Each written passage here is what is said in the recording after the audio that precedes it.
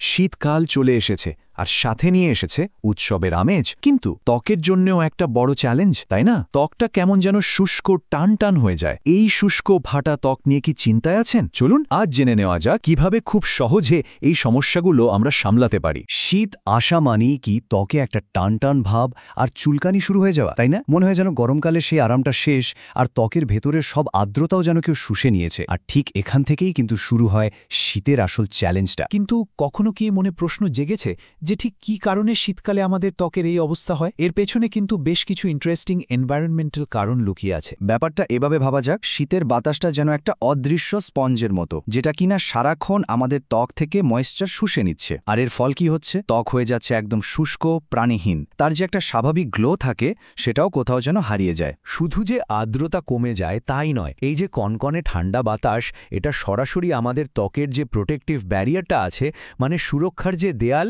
সেটাকেই ভেঙে দেয়। আর এই প্রাকৃতিক বর্মটা যখনই দুর্বল হয়ে পড়ে, তখনই শুরু হয় যত সমস্যা: চুলকানি, র্যাশ, লালচে ভাব আর অস্বস্তি। আর সত্যি বলতে কি, আমরা নিজেরাও কিন্তু অজান্তে কিছু ভুল করে ফেলি, যা এই সমস্যাকে আরও বাড়িয়ে তোলে। যেমন ধরুন, আরামের জন্য কনকনে ঠান্ডায় গরম পানিতে গোসল করা, কিংবা সারাদিনে যথেষ্ট পানি না খাওয়া, অথবা রোদ একদমই এড়িয়ে চলা। এই আপাত দৃষ্টিতে ছোট ছোট অভ্যাসগুলোই কিন্তু ত্বকের বেশ বড় ক্ষতি করে ফেলে। চলুন এবার তাহলে শীতে আমাদের সবচেয়ে কমন 3টে শত্রু, মানে ফাটা ঠোঁট, ফাটা গোড়ালি আর খসখসে শুষ্ক হাত, এদেরকে কিভাবে সামলানো যায় সেটা দেখা যাক। এদের জন্য কিন্তু বেশ কিছু সহজ কিন্তু খুবই কার্যকর সমাধান আছে। শীতকালের সবচেয়ে পরিচিত আর বিরক্তিকর সমস্যা কোনটা বলুন তো? একদম ঠিক, ফাটা ঠোঁট। এমন অবস্থা হয় যে হাসতেও যেন কষ্ট লাগে, তাই না? এখানে একটা মজার ব্যাপার আছে জানেন, ঠোঁটটা একটু শুকিয়ে গেলেই আমরা সবাই কি করি? চট করে জিভ দিয়ে ভিজিয়ে নিই। আর এটাই কিন্তু সবচেয়ে বড় ভুল, কারণ জিভের লালা যখন শুকিয়ে যায় তখন সেটা ঠোঁটের বাকি ময়েশ্চারটুকুও শুষে নেয়, ফলে সমস্যা কমার বদলে আরও বেড়ে যায়। তাহলে সমাধানটা কি? খুব সহজ, মাত্র 3টে নিয়ম। 1. শরীরকে ভেতর থেকে হাইড্রেটেড রাখতে হবে, তাই সারাদিন ধরে পর্যাপ্ত পানি পান করুন। 2. বাইরে বেরোনোর আগে SPF যুক্ত একটা ভালো লিপ বামের প্রোটেক্টিভ লেয়ার লাগিয়ে নিন। আর 3. যদি সম্ভব হয়, ঘরে একটা হিউমিডিফায়ার ব্যবহার করুন। এটা শুধু ঠোঁট নয়, পুরো ত্বককেই ভালো রাখবে। আচ্ছা, ঠোঁটের কথা তো হলো, এবার আসি আরও দুটো কমন সমস্যায়: ফাটা গোড়ালি আর শুষ্ক হাত। গোড়ালি ফাটলে রাতে শোয়ার আগে পেট্রোলিয়াম জেলি লাগিয়ে প্লাস্টিক র্যাপ দিয়ে মুড়ে তার ওপর মোজা পরে ঘুমিয়ে পড়ুন। এটা কিন্তু ম্যাজিকের মতো কাজ করে। আর খসখসে হাতের জন্য একটা গ্লিসারিন বেসড ময়েশ্চারাইজার ব্যবহার করুন।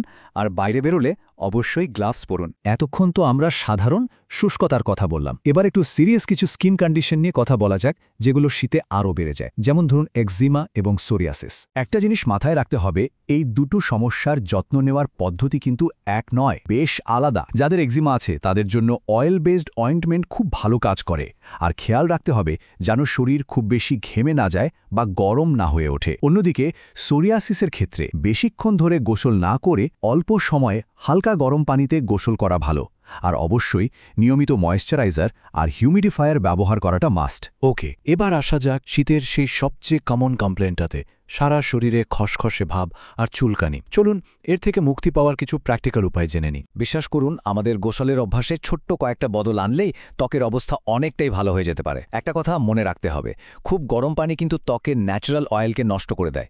তাই চেষ্টা করুন সবসময় হালকা গরম পানি আর একটা মাইল্ড জেন্টাল সোপ ব্যবহার করতে। আর হ্যাঁ, গোসলের পর তোয়ালে দিয়ে ত্বকটা ঘষে ঘষে না মুছে বরং আলতো করে চেপে চেপে মুছুন। আর ত্বকটা যখন হালকা ভেজা থাকবে ঠিক তখনই ময়েশ্চারাইজার লাগিয়ে নিন। এতে কি হয়, ওই ভেজা ভাবটা ত্বকের ভেতরেই লক হয়ে যায়, যা শুষ্কতা দূর করার সবচেয়ে এফেক্টিভ উপায়। আমরা সাধারণত মুখ আর শরীরের ত্বকের যত্ন নিয়েই ব্যস্ত থাকি, কিন্তু একটা জিনিসের কথা প্রায় ভুলেই যাই, আমাদের মাথার ত্বক বা স্ক্যাল্প। অথচ শীতকালে কিন্তু স্ক্যাল্পও ভীষণভাবে এফেক্টেড হয়। মাথার ত্বকের জন্য কিন্তু একটা রুটিন দরকার। ধরুন, খুশকির সমস্যা থাকলে সপ্তাহে 2 থেকে 3 বার অ্যান্টি ড্যান্ড্রাফ শ্যাম্পু ব্যবহার করা যেতে পারে, তবে রোজ একদমই নয়।